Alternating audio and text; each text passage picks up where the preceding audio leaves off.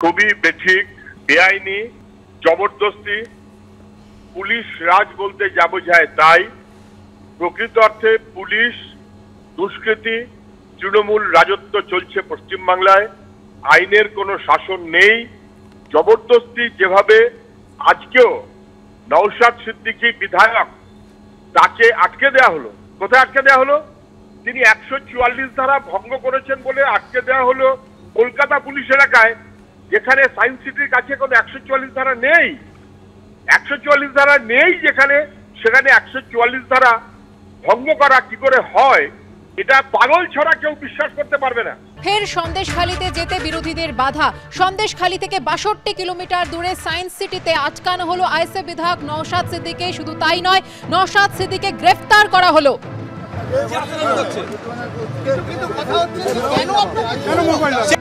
একজন কর্মরত অফিসার আর একজন কর্মরত কনস্টেবলকে এই ধরনের কথা বলা যায় না। সেটা তো আমি এখনো তো কারণ দেখতে পাচ্ছি না। 62 কিলোমিটার দূরে এখানে 144 ধারা নেই, তারপরে কেন গ্রেফতার করা হচ্ছে?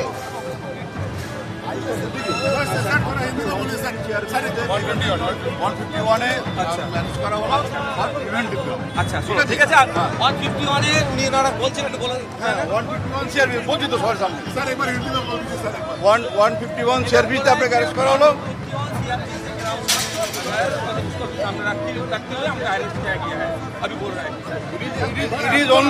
It is only preventive arrest. Okay, এবার আসুন। স্যার এটা কেন স্যার? আপনি আসুন।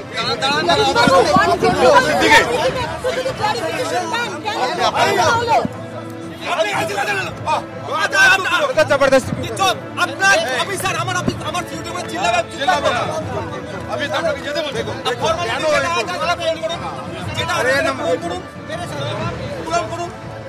পূরণ করুন অবশ্যই। हम लोग सिस्टम में हट जाइए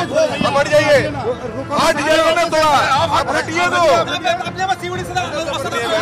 इसके बाद हमको तो अपना फोर्स से हटवाना पड़ेगा। क्यों ये कर रहे हैं? तुम वेट करो, हम अपना फॉर्मेलिटी करें, उसके बाद आपका फॉर्मेलिटी करेंगे। हम तो बोल ही दिया। चलिए, हैंडओवर का कुछ नहीं है। अपना अरेस्ट करें, कोई हैंडओवर नहीं हो रही है। What do you mean by handover?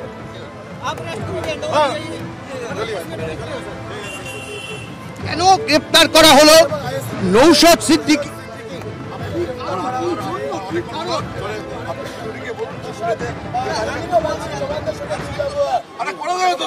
होगा यार,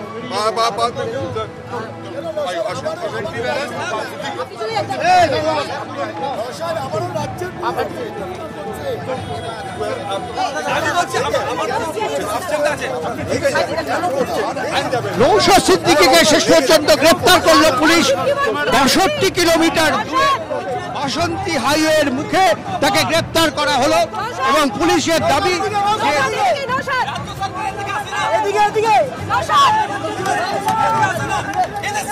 এই মুহূর্তে আমরা টেলিফোনে যোগাযোগ করে নিয়েছি প্রদেশ কংগ্রেস মুখপাত্র সৌম্য আইচরায়ের সঙ্গে।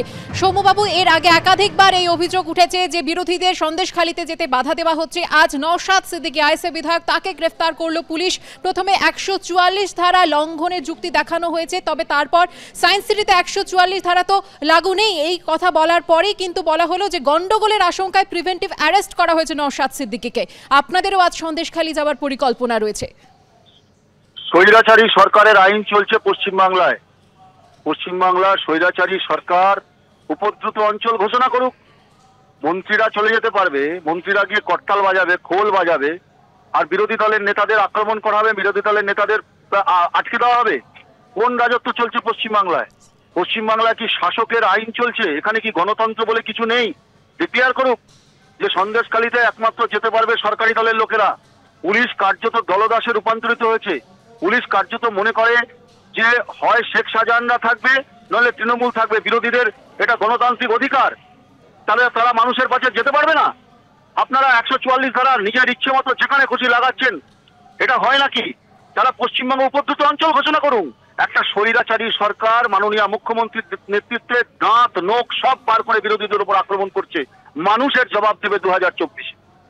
ধন্যবাদ সৌম্যবাবু।